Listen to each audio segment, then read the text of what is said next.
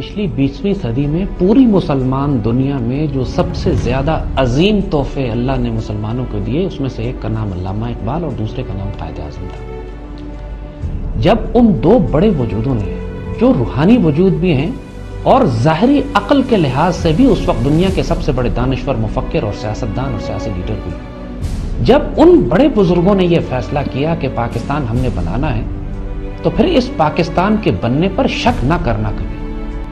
اس میں کوئی شبے کی بات نہیں ہے کہ جب اس کا قومی ترانہ آپ پڑھتے ہو نا کہ اس پر سایہ خدائے ذوالجلال ہے، یہ پاکستان ایک ڈیوائن ڈیسٹنی تھی which unfolded itself، ایک ایسی تقدیر تھی جس نے ہونا ہی تھا، اور اللہ نے خوبصورت ترین وجود اپنی پوری کائنات میں سے سلیکٹ کیے اس بات کے لیے کہ جن کو استعمال کر کے، جن کی قیادت میں، جن کی فکر میں، نظر میں، سوچ میں، جن کی سیاسی بصیرت کو اللہ تعالیٰ نے سامنے رکھتے ہوئے اس پاکستان کو بنایا۔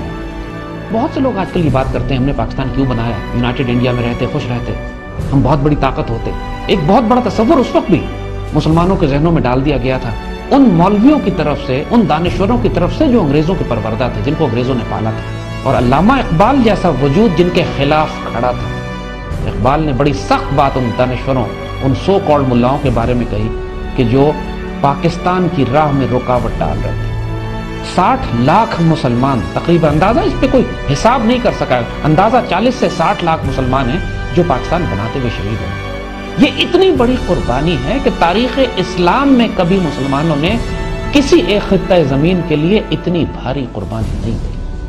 کوئی وجہ تھی کہ مسلمانوں نے اپنے آپ کو قربان کیا کہ ایک طرف انگریز مسلمانوں کو مار رہا، پھر ہندو مسلمانوں کو مار رہے ہیں، اور قائد اعظم جیسا شخص جن سے زیادہ ٹالرنٹ، بیناولنٹ لوگوں، ایک ہندو نیشنلسٹ، ہندو مسلم یونٹی کے سب سے بڑے علم بردار، 16 سال کانگریس میں رہے، لیکن جب قائد اعظم جیسے شخص نے یہ دیکھا کہ ہندوؤں کے ساتھ گزارا کرنا ناممکن ہے، 1930 میں علامہ اقبال نے پھر اپنا خواب، اپنا ویژن، اپنی حقیقت سنا دی کہ میں دیکھتا ہوں کہ شمال مغرب کی ریاستوں میں ایک نئی ریاست بنائی جا رہی ہے جو مسلمان جہاں پر اپنی اسلامی طرز حیات کے مطابق زندگی گزاریں گے، ورنہ اگر یہ ریاست نہ بنائی گئی تو مسلمانوں کا وجود ہندوستان سے ختم کر دیا جائے گا۔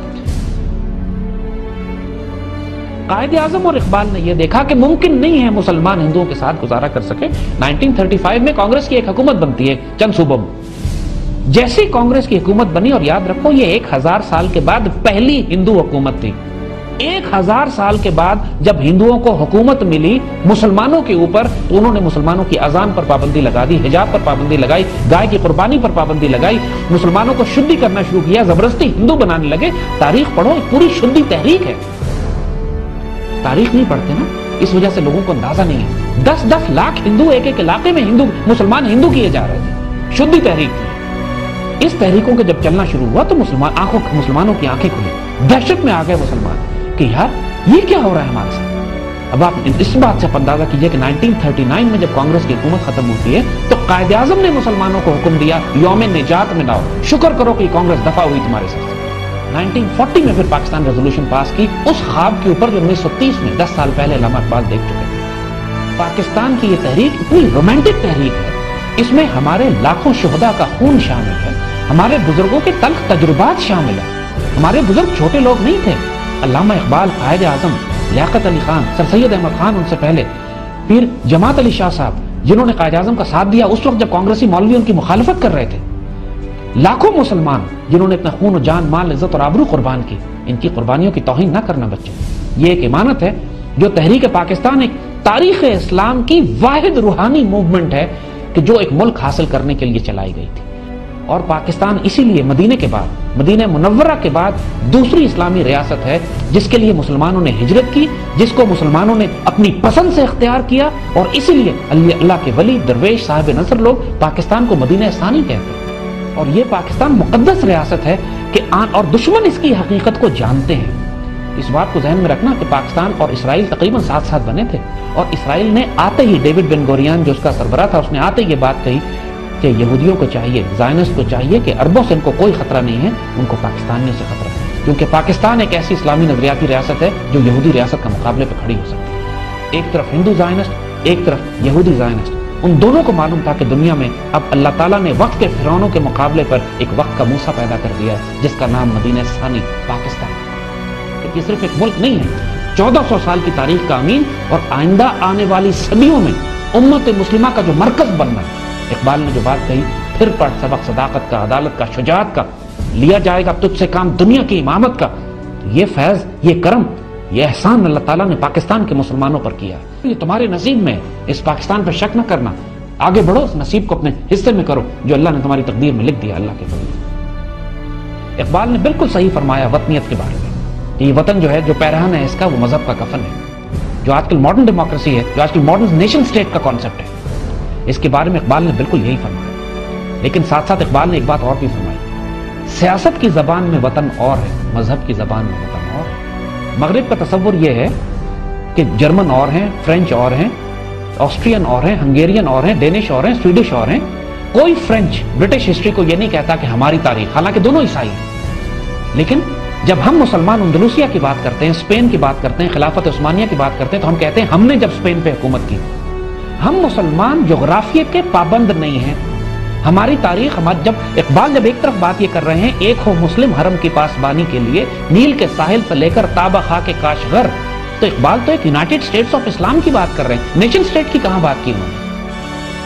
अगर रियासत एक नजरिया और आइडियोलॉजी के तहत होती है, एक रूहानी आइडियोलॉजी के तहत, इस्लाम के नजरिए के तहत कोई रियासत बनाई जाती है, तो वो मगरिब की नेशन स्टेट नहीं है, वो एक इस्लामी रियासत है जो मरकज बनती है आइंदा आने वाले दौर में खिलाफत इस्लामिया के उरूज का और मुसलमानों के फैलाव का।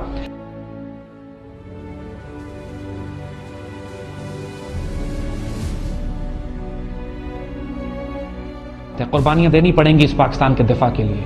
इस पाकिस्तान से खयानत ना करना, खौफ ना खाना किसी चीज से। जहां पाकिस्तान की बात आए वहां यह सवाल ना करना कि इस पाकिस्तान ने हमें क्या दिया। अपनी जान, अपनी माल, अपनी इज्जत और आबरू इस पाकिस्तान पर कुर्बान करनी पड़े कि बगैर सवाल किए कुर्बान करो। इस पाकिस्तान को नुकसान ना पहुंचाना। तुम्हारी गलतियां और कोताहियां अल्लाह दरगुजर फरमाएगा। इस वक्त उम्मत रसूल मुश्किल में है, इस वक्त पाकिस्तान मुश्किल में है। जिसने पाकिस्तान के दिफा के लिए आज अजान दी, पाकिस्तान के दिफा के लिए खड़ा हुआ, उम्मत रसूल और पाकिस्तान को मुत्तहिद करने के लिए जिसने कोशिशें की, इंशाअल्लाह अल्लाह उसको अंबिया, सिद्दीकीन, शुहदा और सालिहीन और अपने नेक बंदों में शामिल फरमाएगा। गलतियां कोताहियां दरगुजर करेगा। अल्लाह तुम्हारा हामी और नासिर हो, अल्लाह पाकिस्तान का हामी और नासिर हो। कभी मायूस ना होना पाकिस्तान के मुस्तकबिल से। शानदार तरीन मुस्तकबिल आपका इंतजार कर रहा है, इसको अपना हिस्सा बनाइए।